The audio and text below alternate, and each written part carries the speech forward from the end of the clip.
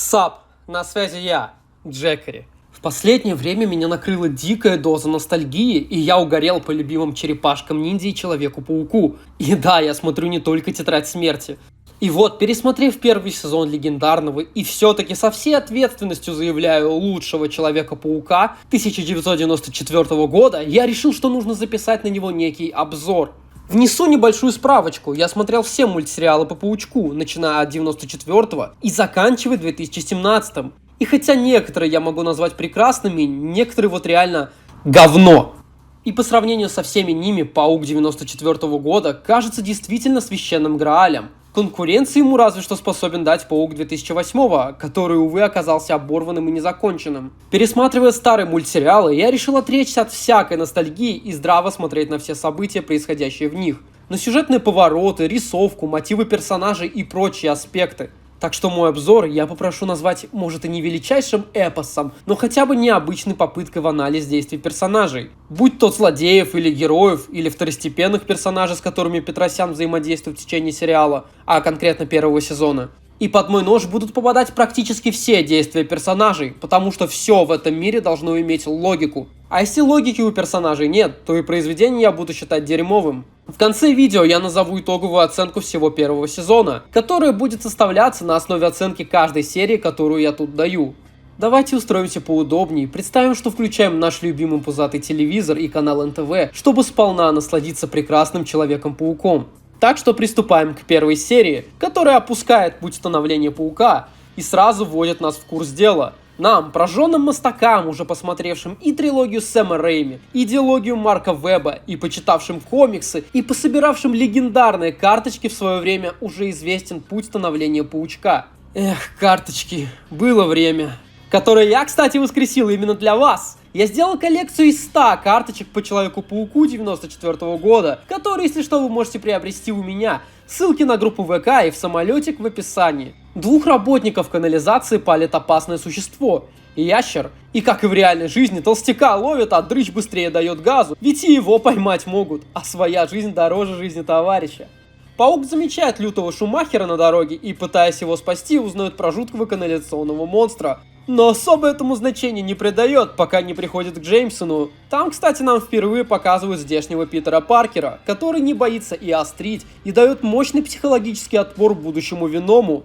Будь оно обычным, Паркер, мне бы его не поручили. Как тебе сказать, Брок?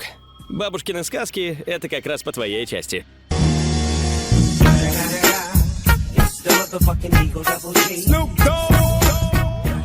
Там нам дают утку, которую вкидывает Джеймисон, и за фото ящера обещает 1 косарь зеленых. $1000. Что очень радует Паркера, который накануне узнает про долги тетушки. Абсолютно насрать на жизнь какого-то работника, Паркера волнуют только бабки. Камон, Паркера волнуют только бабки. Пофоткав следы животного в канализации, Питер направляется к доктору Коннорсу за советом, где его застает блондинка-сталкерша, которая хочет нашего накачанного друга. Только не Дебра Уитман. Сестра, которой у меня никогда не было. И слава богу. Эй! Слушай, пойди ты нахуй. Но тот ей не дает и до конца идет к своей цели. На месте преступления он и застает ящера, и не врубившись, что это и есть доктор Коннорс, идет к нему на хату, где и узнает, что ящер это и есть как бы доктор Курт Коннорс. Не знаю, почему Паркер не допер раньше, ведь нам показали флешбэк, где Курт при Питере рассказывает, как мышь отращивает конечности при помощи ДНК ящерицы. То есть сложить 2 плюс 2 наш Питер не смог, посему минус балл Питеру за недогадливость. В это время за ними следил Брок, который неплохо выполняет свои обязанности фотографа. Но Паучок ловит его, прежде чем Эдди донесет на Коннорса. Вот вроде как первая серия, но нам уже показали одного из главных антагонистов Питера, именно Питера Паркера даже, а не Паука. И уже начали его постепенное раскрытие. Не дергайся, Брок. Паутина растает через пару часов. Не имеешь права! Да что ты говоришь? Я не дам тебе сломать доку жизнь. Тем временем Спайди настигает ящера, который уже хотел превратить весь Нью-Йорк в себе подобных. Питер перенастраивает Пуху Коннорса, превращая его обратно в человека, и тем самым позоря Эдди Брока, который отчаянно следил за Коннорсом и ящером. По сути, Брока подставили перед Джоном Джеймисоном и там же втоптали в грязь.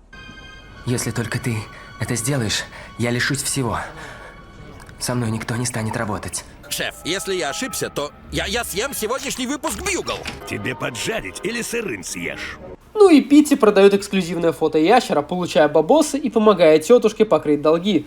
за что ему плюс карму и плюс балл к интеллекту, компенсируя прошлый тупняк. Итоги первой серии. 8 из 10 баллов. Добро победило зло, как и всегда. Ящер со средненькой мотивацией в виде безумия и желания помочь людям без конечностей. Раскрытие Питера не как ложка, которого все попускают, а как остряка с отличным чувством юмора, который может за себя постоять, за которым ухлёстывают блондиночки. И, конечно же, шикарная затравка в виде Эдди Брока, который покажет себя в будущих сериях. Во второй серии прямо с самого начала Питера попускает и френдзонит Фелиция Харди. Я не хочу, чтобы мы встречались. Жало Скорпиона. А что тут такого? Мы же вместе занимаемся. Это совсем другое. Мне нужна твоя помощь только в учебе. Как же любовь. Любовь. Посему Паркер ловит странный позыв и решает остановить каких-то странных бандосов. На следующий день в Daily Bugle Паркер видит знакомое лицо сталкера, который наблюдал за ним и Фелицией. Как оказалось, толстяка нанял Джеймисон, чтобы через Питера выйти на Человека-паука. Но не стоило поручать такую важную миссию Сашко Фокину, который вряд ли сможет догнать молодого и прыткого Паркера. У меня послание для твоего дружка Паркера. Если я еще раз увижу, что он за мной следит, делая свои жалкие снимки, вот что я с ним сделаю. И это если буду в хорошем настроении. Паук пришел патрулить Джеймисона, а тот психанул от встречи и решил отдать Гаргана на опыты знакомому ученому. А тот ему дал и костюм, и силы, и тупое прозвище Скорпион. Сначала Гаргану нравилась его сила, он даже смог на равных противостоять Человеку-пауку. Зачем с самолета радостно упивался и наблюдал Джеймисон. Но потом Мак Гарган понял, что стал заложником костюма и настоящим уродом. И теперь решил мстить Джонни. Как будто ты и раньше красотой не блистал. Тут нам немного раскрывают мотивацию Джеймисона. Дескать, его жену убил чел в маске, поэтому он и ненавидит паука. Мотивация топ, на уровне Войтенко. Дескать, если твою жену изнасилует негр, то можно в принципе стать участником одного известного клана. Что очень плохо, к слову. Знаю, пример такой себе, а мою шутку уничтожили цензурой и законодательство РФ. Гаргану не удается вернуть свою прежнюю форму 40-летнего девственника, а Джеймисон продолжает тем временем его троллить. Ты просто червяк! Насекомая, глупая личинка! Хватит с меня оскорблений! По итогу Питер всех спасает, Гарган остается монстром, жалеющим, что повелся на слова Джеймисона, а Джона все так же дерьмово относится к пауку, хотя тот его спас. Возможно, теперь наши отношения изменятся. И не надейся, это совсем ничего не меняет. Я не успокоюсь, пока с тебя не снимут маску и не уничтожат. Справедливо, Ворчун. А я не успокоюсь, пока ты не сбреешь эти глупые усы. Так и запиши. Вот чем мне нравится здешний Питер, так это троллингом. А в конце серии Фелиция, охеревшая от того, что Питер ее кинул в начале серии, начала уже подкатывать к нему. Питер красавчик, таким образом вызвал интерес у мажорки, которую еще никто на место не ставил. Не зря когда-то даже Александр Пушной говорил: Лев, если сосал, то не причмокивал. Точнее, чем меньше девушку мы любим, тем больше нравимся мы ей. Итоги второй серии. 6 из 10. Серия слабовата, характеры персонажей остались на месте, мотив у Джона очень слабый, а Гарган как злодей совершенно неинтересный и даже глупый. Но серия неплохая, для начального разгона она в принципе сойдет, ведь дальше нас ждет нечто более крутое и совершенное. Пока мы не приступили к третьей серии, скажу кое-что, что забыл упомянуть. Музыка в заставке просто невероятная. Опенинг сочнее, чем у многих аниме, жестко качает и дарит новые эмоции, в отличие от стандартных опенингов мультиков того времени, поэтому плюс балл к конечному результату.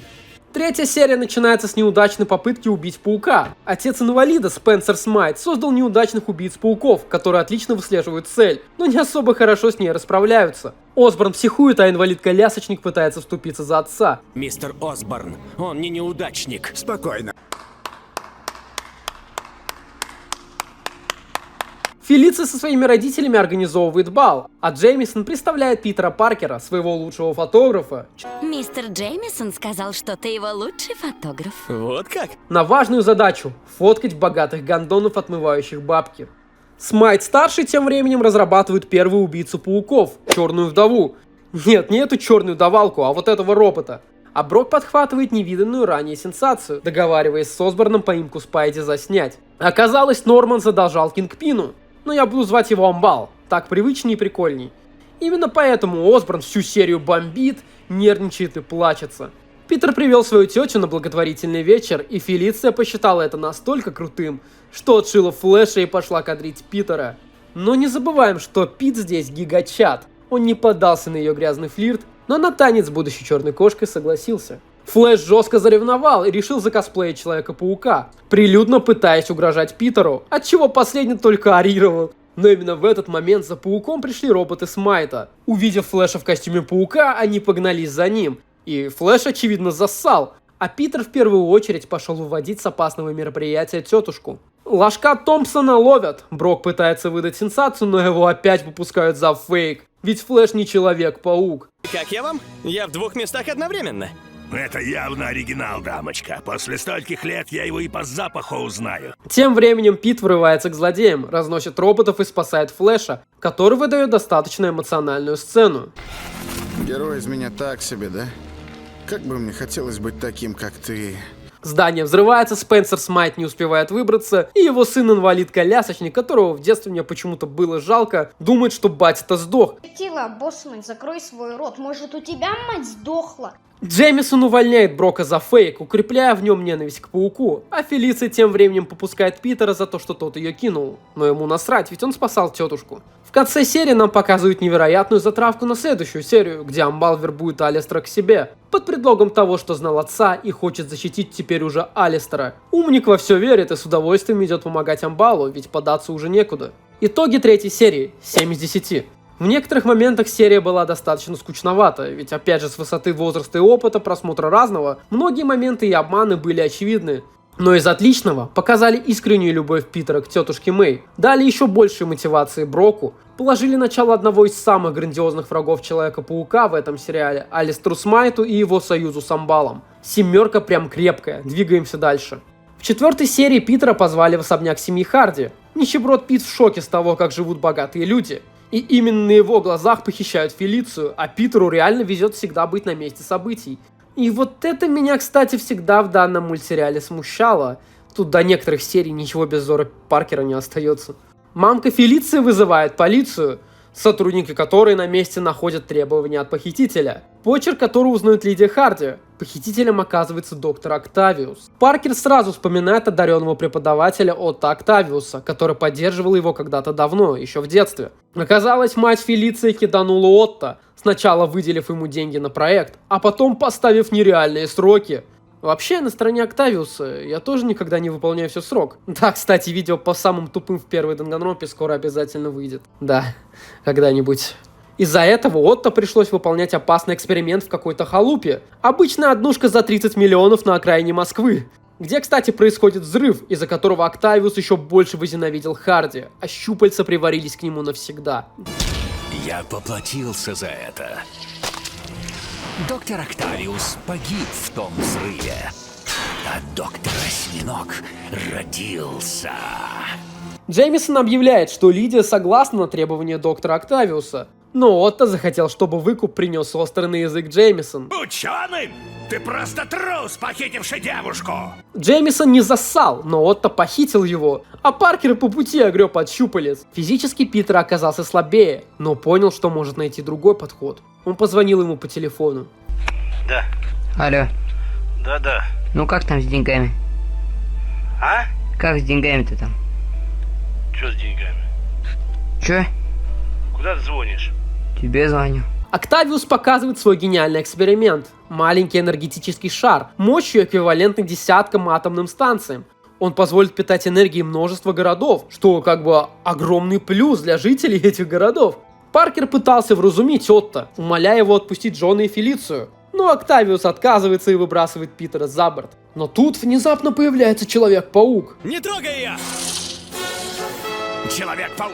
И почему никто не понял, что Паркер это паук, для меня всегда оставалось тайной. Ну, детские условности. Паркер зовет на помощь Магнета, ну или просто Магнит, притягивая Отто к вечной тюрьме. А затем спасает любимого начальника и телочку, которая уже близка к тому, чтобы дать и паучку, и Паркеру. Серия заканчивается на том, что доктора Осьминога вяжут полицаи и сажают его в тюрьму. Ну и нелепый злобный смех в конце, который так пихали до поры до времени в детские мультики.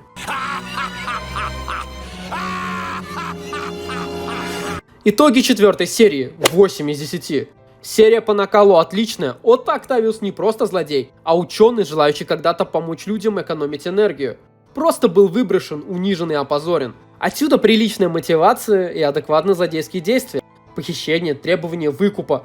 а не глупое нападение, как у того же Гаргана или Смайта в прошлых сериях, и личная ненависть к семейке Харди. Хотя переход Отто к злодею был уж слишком быстрый. А также мне понравилось, что детские воспоминания Санкт-Петербурга о докторе тоже отлично подчеркивают, что Отто злодей из-за обстоятельств. Переходим к одной из моих самых нелюбимых серий – «Возвращение паучих убийц». Я вообще ненавижу серии с роботами-убийцами Паука. Постараюсь ее оценить как можно более непредвзято. Амбал и Смайт с помощью роботов-убийц, Черной Вдовы из 3 серии и нового робота Тарантула организовывают нападение. Теперь у Алистера есть собственное желание прикончить Паучка. Месть за отца. Хотя батя Алистера так-то сам виноват, но инвалид до этого никак не додумается. К удивлению, роботы поймали Паука, а Алистер тем временем звонит Джеймисону и зовет его узнать, кто же скрывается под маской Паука. И вот опять глупое и бездарное клише. За все это время, что Чел-Пук был в отключке, Смайт даже не попытался сам сорвать с него маску, чтобы в случае чего его можно было проще убить,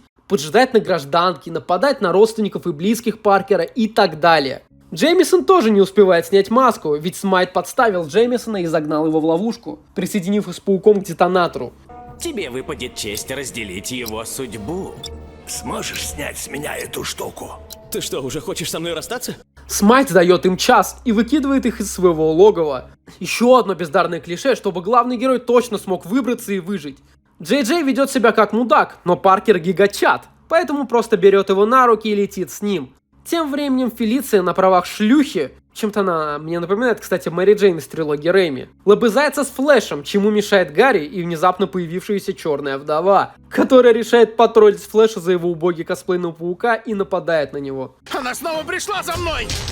Спасите! Паучок пользуется моментом, освобождает Джеймисона от детонатора и летит спасать жопу Брока, который, как обычный работяга с завода, пытается устроиться на работу. Но гнида Смайт срывает ему собеседование, посылая за ним робота Тарантула. Еще один робот-паук! Естественно, Брока на работу не берут, ведь робот уничтожает весь офис старика, а Эдди винит во всем нашего дружелюбного соседа. И за это минус балл к интеллекту Брока, ведь он должен был вспомнить, что сам навел на себя Смайта-младшего когда-то, а не винить Паука. Третьего робота-убийцу Алистер посылает прямиком в Аскорб, дабы отомстить Норману Осборну. Там роботы-убийцы объединяются, как в «Могучих рейнджерах», в одного большого робота, бомбят компанию Нормана, а последний пытается сбежать. Сам ты лох. Паучок освобождается от детонатора, спасает Нормана и уничтожает роботов с помощью оружия Смайта. Смайт провалился, и Амбал напомнил тому, что теперь тот должен работать на него, пока не сможет уничтожить Паука. Сделка есть сделка, Смайт. Ты обещал, что уничтожишь Паука. И ты будешь работать на меня, пока не сдержишь слова. Паркер думает, что ему не везет, но именно в конце серии он знакомится с главной сосочкой этого сериала – Мэри Джейн. Привет, тигр. Ты только что сорвал джекпот.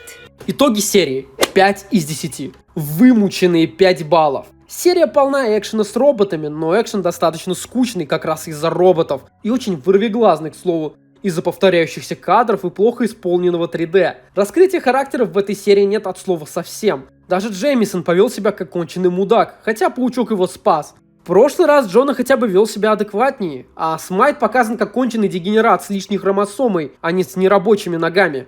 Вместо прямого убийства Паука или хотя бы срыва покровов, он выбрасывает его с детонатором на целый час. Короче, глупая серия с глупыми роботами, филлер, я бы сказал, еще и не очень впечатляющий. Именно поэтому только 5 баллов. Следующая серия начинается с жесткой подставы над Пауком и разговором Питера и Мэри, которая неплохо так занимается. Кайф. Она зовет его в кино, а Питер уже полностью забивает на Фелицию и радуется успеху с Рыжулей. Тетушка Мэй рассказывает Питеру, что Паучок ограбил музей со всеми вытекающими, паутиной Спайди и его ловкостью. Питер понимает, что это не он, поэтому спешит разобраться. Там уже тут как тут Джеймисон, который решил хайпануть на жестком инфоповоде. Питер палит, что паутина не его, и там же появляется Мистерио, который представляет себя как героя. Он обещает поймать Человека-паука и впечатляет своими иллюзиями всех вокруг. Тем временем Мистерио продолжает в роли Человека-паука грабить магазины. Питер догадывается, что именно он создает иллюзию паука, но Мистерио тупо забивает ему стрелку. Я с радостью приму бой, но только не здесь. Иди по дороге, вымощенной желтым кирпичом. Он просто нассал на мой ковер. Он нассал чуваку на ковер. Ну, либо это отсылка к волшебнику изумрудного города. Питер приходит на стрелку и видит горожан, которые уже настроены против него. И поначалу они сочли тебя забавным, жители этого города. Но есть то, что им куда милее геройства. Промахи героя. А ведь он был прав. Человек-паук начинает путать реальность и иллюзии, из-за чего Мистерио удается его сбить. Из-за этого у Паркера обламывается свидание с Мэри Джейн. Она его опрокидывает, он в бешенстве решает забить на супергеройство.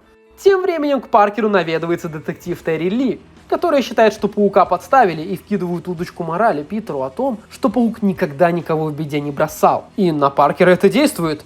Он предается воспоминаниям, в которых дал преступнику сбежать, и в отличие от трилогии Сэма Рэйми, его тут никто на бабки не кидал. Именно поэтому тут Питер полностью виновен в смерти дяди Бена. И его ненависть к самому себе куда логичнее, чем у того же Питера из дилогии Веба, где дядя Бен сам оказался дегенератом, бросившимся на человека с оружием. Питер все-таки решает не забрасывать дело паука, благодаря мотивации Вайтенко.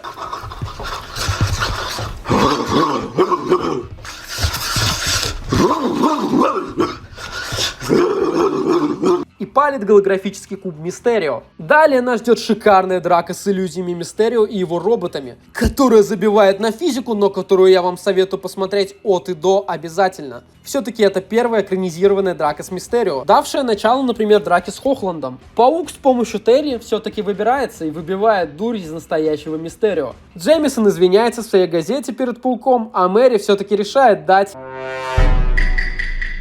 шанс Питеру, и нам дают намек на будущее между этими двумя. Итоги по 6-й серии.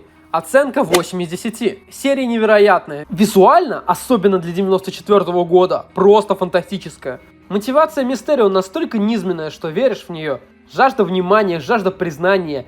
Ни мести, ни прочая туфта, а простое человеческое эго. Характер Пети Паркурова раскрылся еще больше. Всегда приятно погружаться в подобного рода флешбеки. Твердая 8, даже почти 9. Но мы еще не дошли до самых крутых серий сезона. 7-я серия начинается с нападения на какую-то там Марию Кроуфорд. Крейвен чутка заревновал, и дабы не быть куколдом в своих глазах, решил выбить из нее правду. Вы что, ебанулись, что ли? Крейвен нормально так надирает жопу пауку, который вообще-то влезает не в свое дело. Но Паркер все-таки смог победить и вырубить нашего русского Серегу. Мария рассказывает о становлении Крейвена. Серегу ранили звери почти смертельно, поэтому Марии пришлось дать сыворотку, которая превратила Серегу в одичавшее животное. Мария прилетела в Нью-Йорк, дабы найти противоядие. Квартира сейчас пустует. Можете укрыться здесь на какое-то время. Паркер нехило так подставил беднягу Робби, ведь привел Машку в его квартиру. Серега начал думать, что Кроуфорд изменяет ему с Робби. Да вряд ли, он же черный урод. Расист! Расист! Питера тем временем пригласила Мэри Джейн на показ мод, где этот покоритель сердец уже с ней обнимается. А Рыжуля, понимая, к чему это ведет, уже заранее зовет Питера на свидание. Туда же вырывается Крейвен и неадекватная Фелиция, которая пытается подкатить шары к Питеру. Паркер почти побеждает Серегу, но оказалось, что злодей похитил Робби. Крейвен забивает стрелу, заранее готовя ловушки для паука, а Паркеру нужно срочно привести туда Марию Кроуфорд, которая почти закончила работать над противоядием. Ловушки Крейвена работают против него же самого и подвергают его возлюбленную опасности, но он успевает ее спасти, а Спайди спасает Робби из рабства. И Мария вводит еще одну сыворотку Сереге, благодаря чему он становится адекватным. Итоги 7-й серии 6 из 10. Слабенькая серия, слегка занудная, но затравка в виде будущего союзника Человека-паука, Крейвена Охотника. Да, тут он союзник, а не враг. И продолжение отношений с Мэри Джейн вытягивают эту серию на крепкую и бодрую 6.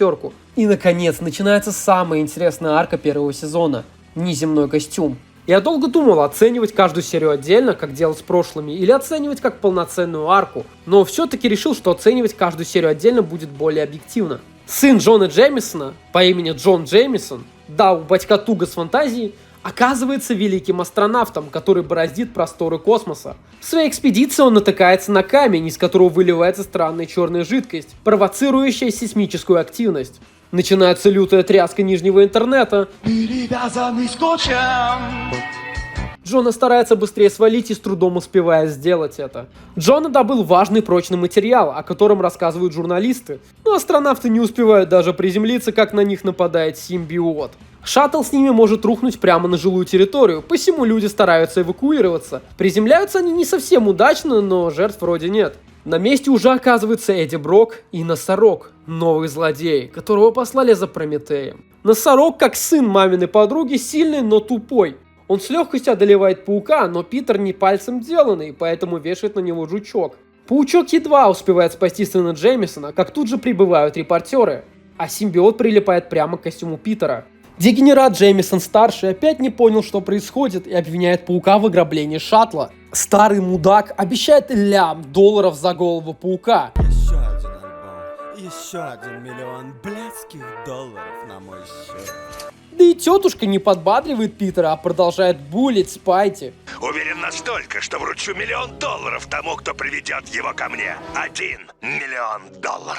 Теперь Пауку бежать некуда. Наконец-то получит по заслугам. Спасибо, тетя Мэй.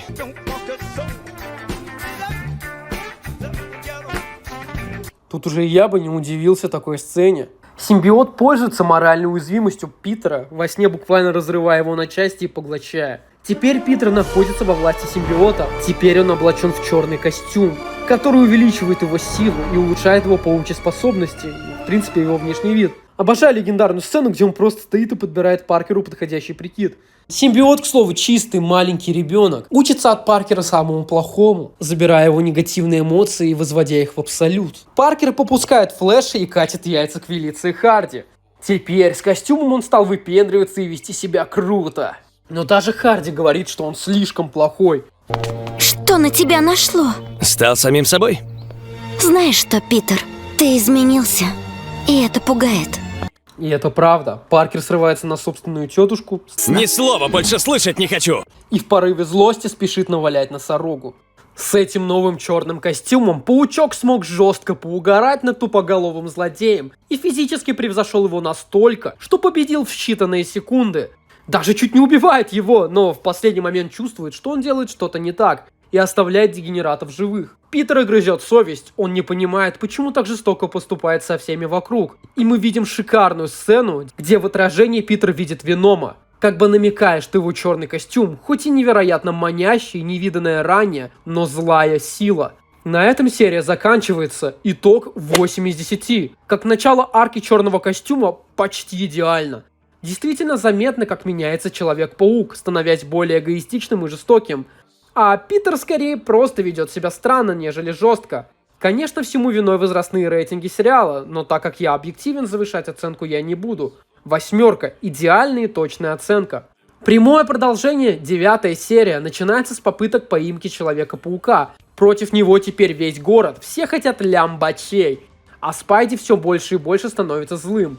И именно тут мы видим главную слабость симбиота – ультразвук, которую позже Паркер использует сам. Отлично, когда такие, казалось бы, небольшие чеховские ружья все равно выстреливают. Челпуку удается сбежать, и тот навещает Джеймисона, к которому тут как тут пришел Брок с фотографиями, которые якобы подтверждают, что Спайди украл драгоценный материал – Прометей. Джеймисон ликует, все в кайфе, Брока восстанавливают, а Спайди в ахере, что все в это верят. И в ярости чуть не убивает Джеймисона. Снова срыв, снова моральные дилеммы. А Амбал со Смайтом тем временем исследует возможности украденного Прометея. Питер в отчаянии приходит к Коннорсу, нуждаясь в его помощи, и просит его исследовать новый костюм. Там они понимают, что он живой, а Питер для симбиота лишь носитель, которого черная жижа постепенно вытесняет. Коннорс просит снять Паучка костюм, но с полетевшим ЧСВ Челпук улетает, отказываться от такой силы. Да-да, мне нравится тавтология. Старший мудак Джеймисон в больнице узнает, что все-таки носорог причастен к воровству Прометея и увольняет Брока. Снова. Мне не нужны сотрудники, искажающие правду и факты. Это против моих принципов. Все кончено, Брок. Пшел отсюда, ты уволен. Уже какой раз Брока увольняют и говнят. Джоныч отменяет награду, наконец-то адекватный поступок Джеймисона, начиная, кажется, с 4 серии. Эдди оказывается на краю жизни, где у него нет ни работы, ни репутации, ни здоровья, да еще и хату отжали. Еще на него и Шокер нападает вдобавок. Короче, Эдди в полной заднице, но Паук все-таки его спасает. Эдди сбегает, а Паучок выслеживает базу Амбала, откуда ворует у воров Прометей. А подсосы Амбала похищают сына Джона Джеймисона. Джеймисон-старший просит помощи у Человека-паука. Паркер все-таки не отказывается. Они вместе едут на место похищения, а Брок тем временем на хвосте у них обоих. Начинается жесткое месиво. Паркер против Шокера, Шокер против Брока, Брок против всех. Но без сил зачем-то нападает на них двоих. Ты? Это было не просто смело, это было пиздец как смело. Ну, смелый, но тупой. Мы очень тупые. Паук с легкостью обезвреживает Брока и из-за влияния костюма никак не может оторваться от Шокера, которого он прям возненавидел под всей этой кипой эмоций. Костюм скидывает Шокера с высоты, обрекая его на смерть. Но Питер успевает его вовремя спасти. А слова дяди Бена наталкивают его на мысль избавиться от злополучного костюма, который делает из Питера безжалостного потрошителя. И вспомнив, что ультразвук сводит с ума симбиот, избавляется от него, и черная жижа попадает к Эдди. Итоги 9 серии. 9 из 10. Мощная серия, подводящая нас уже полностью к становлению Венома. Небольшое искупление Джеймисона-старшего и Питер, которого реально поглотило безумие симбиота, а также под конец мощный флешбэк с дядей Беном. Финал арки начинается с прокачки Эдди Брока, который вовсю наслаждается силой симбиота.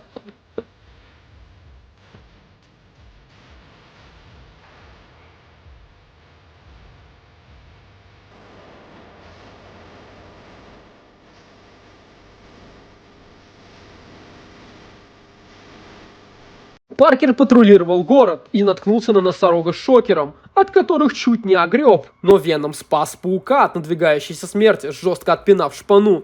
И тут начинается самое интересное. Брок не просто пытается убить Паркера, нет, он все делает гораздо интереснее. Не против, если мы будем звать тебя Питер Паркер? Что ты сказал? Физически Эдди спокойно превосходит Спайди.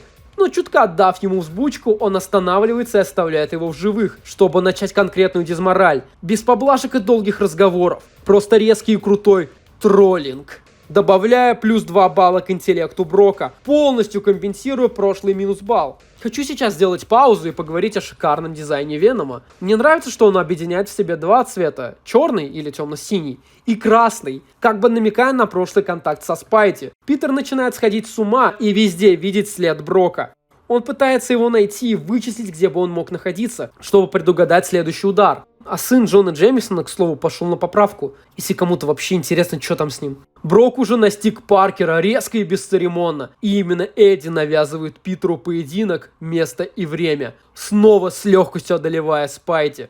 И Брок почти что раскрывает его личность, но Джеймисон со своей дикой тряской рук не смог даже нормально сфокусировать камеру. Паучку удается сбежать, но Веном решил не пытаться настигать его, а пошел бить дальше по самым близким людям Питера. Я тут встретила кое-кого, он сказал, вы друзья. Вам ведь нравится театр? Знаю, что да. Слышал, вы прекрасно играете. О, спасибо. Что ты делаешь? Нам нужно идти. И не то чтобы он пытался их убить, но давление на Питера оказывается невероятное. Он уже везде видит Венома, а Эдди не отстает и заглядывает в гости к Питеру и к тетушке. Это Питер. Эдди Брокман, старый друг Питера. А вы, должно быть, тетя Мэй. Я много слышал о вас. Как же офигенно наблюдать за реальным животным страхом Паркера. Он сломлен, понимает, что намного слабее физически, что Брок знает про него абсолютно все. Выхода нет, такого противника не победить. Создатели смогли идеально передать это, даже для такого детского мультика. Но Питер не отстает, решает потроллить Брока вырезками из газеты, где последнего попускают.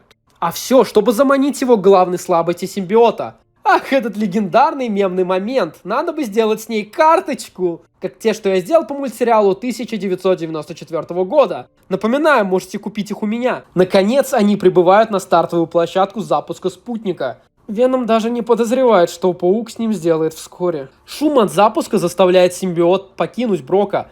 А Паркер с помощью паутиного кокона закрепляет черную жижу, которой место теперь будет только в космосе. Ну и Питер сближается с Мэри Джейн. Итоговая оценка серии 10 из 10. Хотел поставить 9, но собака с сердцем чую тут 10. Жаль, что Венома так быстро слили. Мне кажется, с ним стоило сделать минимум 2 серии в этой арке, прежде чем побеждать его. Что мне понравилось? Брок нетипичный злодей. Он не пытался убивать гражданских, воровать, даже не сделал ничего плохого близким Питера. Нет, у Эдди была цель свести Паркера с ума. С чем он идеально справился, подарив легендарный эпизод с уймой фантастических моментов и примером того, как нужно раскрывать злодея, чтобы в его поступки ты верил. Веном из Паука 94 года навсегда в сердце. Буду с нетерпением ждать его появления в следующих сезонах. И как после такой шикарной арки перейти вообще к следующей серии? А она начинается вообще-то с появления нового для истории злодея, Хоб-Гоблина. А Амбал себе там решил имидж добряка построить. Сын Нормана по имени Гарри, который был подсосом Флэша Томпсона, предлагает Питеру съехать с ним в одну хату, ведь тому нужен достойный сосед в виде лучшего ученика в классе. Именно поэтому Гоблин-младший, собственно, и приглашает именно Паркера. Амбал и Норман красуются новым зданием школы криминологии, тем самым показывая себя как примерных граждан, что тоже хочу подметить. Для истории это большой подарок, злодеи неоднозначны. Им нужно держать идеальный баланс между гражданской жизнью и криминальной, чтобы их империи не рухнули, и их особо ни в чем не подозревали. Хоб-Гоблин решает прервать все мероприятия депутатских лизаний, но всех вовремя спасает Паучок. Оказывается, Хобби подослал Норман Осборн, чтобы убить Фиска. Рыжий требует двойной гонорар за нападение, но Осборн решает его уволить. Реально, повышение зарплаты запросил, вот гандон. Гарри устраивает в общей хате вписку, на которую была приглашена и Мэри Джейн. А нас переносит тем временем к безумному Хоб-Гоблину, который решил, что Норман прихерел, не повысив зарплату, и перешел на сторону Амбала. Мэй палит жестко на новоселье Паркера, но пришла она так не вовремя, ведь рыжий хер похитил Гарри, а тетя попала под горячую руку и лутанула вдобавок сердечный приступ. Гарри! Тетя Мэй, ты меня слышишь? Тетя Мэй! Хоб-Гоблин хитростью выманивает Нормана и приводит к Фиску. Хитрый лис звезду прогрыз, как говорится. Паучок понимает, что именно хотел злодей, посему выдвигается за ним. По сути, почти проигрывая ему, ведь серия обрывается на жестком взрыве, под который попал Паучок. Итоговая оценка серии 6 из 10. Серия не особо интересна. Из годного развития мира интересны перепалки между Фиском и Норманом, а также более-менее харизматичный злодей. Ну и лично мотивация Питера в виде сделанного с тетушкой. Но даже это не спасло глупый сюжет этой серии, где все происходит слишком уж гладко и нереалистично для Хоб-Гоблина. Именно за это я понижаю оценку. Очень надеюсь, что в следующей серии будет некая реабилитация. В следующей серии, как и было очевидно, Паук не подорвался и все еще пытается сбежать от бомб рыжего домового. Сумев это сделать, он сразу направляется к Норману Осборну, чтобы понять мотивы и последующие действия безумца. Будущий зеленый гоблин сыкует рассказать, но Паучок буквально выбивает правду, применяя физическую силу. Но Норман уверяет, что к полуночи все закончится, еще не понимая, что Хоб-Гоблин просто вертел на одном месте и Амбала, и его. Хочу подметить, что далее нам показывают отличную сцену, где Питер ненадолго посещает тетю Мэй, за которую ухаживает Мэри Джейн, опять-таки мелочь, а приятно. Амбал узнает про попытку предательства от Хоб-Гоблина, пытается его убить, но рыжий хер валит всю охрану в одиночку, а Амбал со Смайтом в страхе сбегают. Белые мужики, такие сыкуны. Теперь Хоб-Гоблин владеет хатой Амбала и понимает, что в его власти практически весь город. Он может наблюдать почти за любой точкой города. Вдобавок еще и похищенный Гарри все еще с ним. Поэтому он вновь разводит Нормана. Норман пытается в угрозу, но понимает, что Гоблин может убить его сына.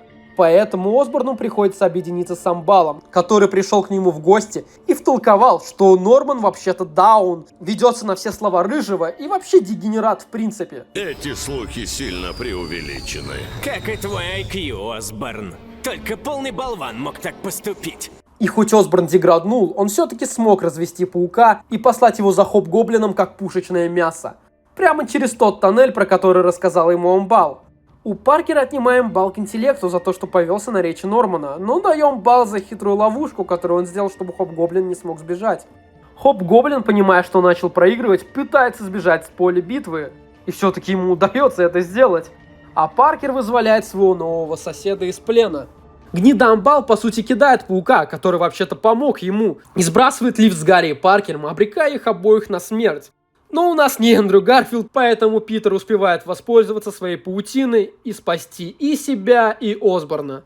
Амбал видит, что Спайди жив, и начинает подрывать собственное логово, чтобы убить его. Но Пит успевает выбраться и возвращает сына Норману, которого опять пытается допросить. Хотя я бы давно на его месте отхреначил бы его за углом. Осборн давит на пожалейку, мол, я не виноват, я бабки зарабатывал, мне не похер на сына. Но парад слезовыжималки прерывает тут как тут появившийся Хоб-Гоблин, чуть не убивая Гарри, но Норман, к удивлению, спасает его. Естественно, между Спайди и Хобби развязывается драка, в которой хитростью Паучок одерживает верх. Драка была слишком скоротечна и даже слишком детская, выставляя хитрого Хоб-Гоблина каким-то недалеким дебилом, который не умеет собственным глайдером управлять. Питера здорово отчитали за то, что тот не следил за тетей. Переезд Мэри Джейн в другой город отменяется, а Мэй наконец-то пошла на поправку. Еще и сверху отчитала Питера за вписку на новой хате и строго-настрого запретила ему жить отдельно. Серия заканчивается на типа неожиданном повороте. Хоб-Гоблин жив. Ну, итоговая оценка 6 из 10. Чуть сильнее предыдущей серии, но даже не на 1 балл. Из плюсов хороший экшен с Хоб-Гоблином, небольшие попытки в рост персонажей, но эти 2 серии чувствуются душными и филлерными. А злодей не пугает, а скорее начинает уже бесить. Конечно, это в разы лучше серии про убийц-пауков, но далеко не пиковые серии этого сезона. Вау, а мы уже подходим к финальной 13-й серии первого сезона, которая по ощущениям была снята просто потому, что сезон нужно было как-то завершить, а в 12-й серии этого сделать не смогли. Создатели решили не церемониться и начали серию сразу с экшена, на уровне фильмов-боевиков с Джейсоном Стэтхэмом.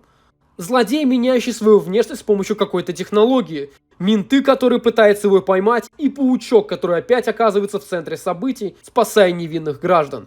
Злодея зовут Хамелеон, он способен точно копировать чужую внешность, голос, мимику. Идеальный шпион, короче говоря. И его Паркер поймать не успевает, посему тот сбегает. Питер напрашивается к Джеймисону пофоткать подписание мирного договора. Тот не очень хочет этого, но все-таки разрешает, ведь Паркер офигенный фотограф Челпука. Но даже так им не дают покайфовать или утонуть бабок. Их похищает сверхсекретная организация «Щит» под руководительством Ника Фьюри, который для остальных уже давно считается погибшим.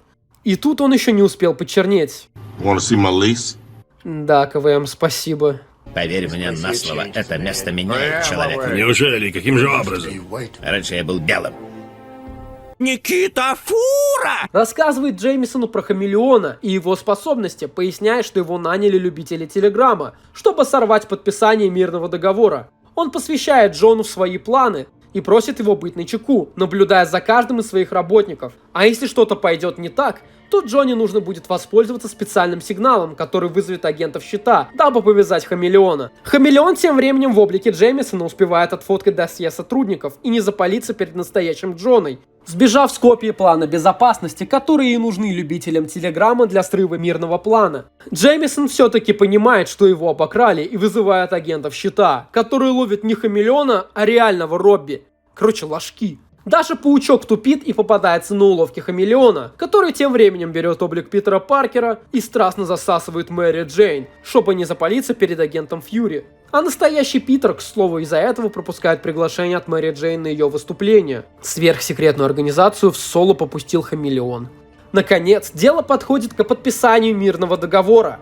Там Хамелеон успевает обескуражить всех, притворяясь всеми подряд на своем пути.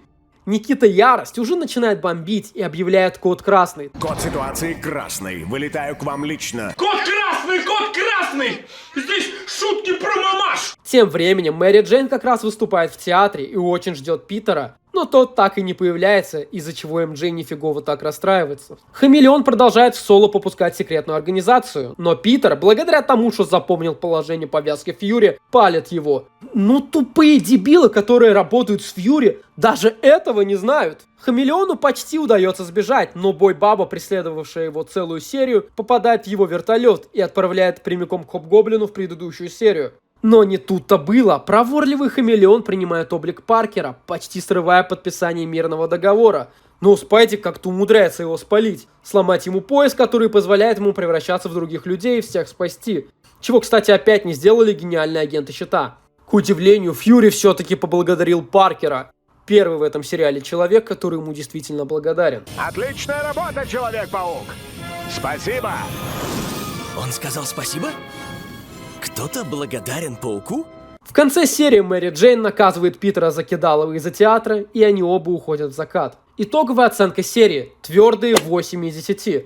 Хамелеон оказался интересным, неглупым злодеем, который молча плел интриги, изучал своих врагов. Достаточно интересная и несвойственная детским шоу политическая тема, которая не просто была на фоне, а даже как-то влияла на сюжет, происходящий вокруг персонажей. Джеймисон, к удивлению, в этой серии не вел себя как последний мудак. Очень надеюсь, что в будущих сезонах он будет расти, а не деградировать. Ну и любовная драма Мэри Джейн и Питера продолжается. Что могу сказать по первому сезону в целом? Сильный интересный сюжет с постоянным развитием главного героя, хорошим его раскрытием и по большому счету отличными антагонистами. В особенности впечатлил в первую очередь именно Веном, которого, слава богу, не делали тупым и убогим клоунов, как в фильмах от Sony. а сделали шикарным и далеко не глупым, даже не злодеем, а именно врагом Питера Паркера. Да и тех же Мистерио, Октавиуса, Хамелеону тоже хочется упомянуть. Если не смотреть, что рисовка 94 года, и смотрел я апскельнутую версию студии 616, она действительно неплоха. Хотя анимация местами топорная, 3D и фон в сценах с 3D вырвиглазные. А драки больше представляют из себя толчки, пинки и полеты вокруг злодея. Весь список с оценками каждой серии вы можете увидеть у себя на экране.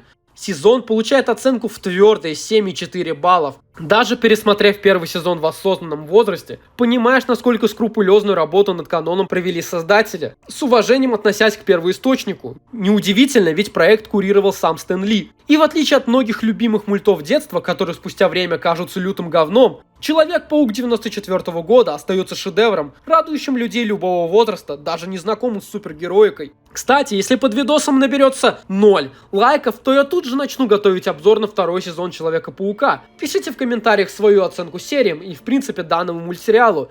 И не забывайте про карточки, которые я делаю. Обнял. Увидимся через год.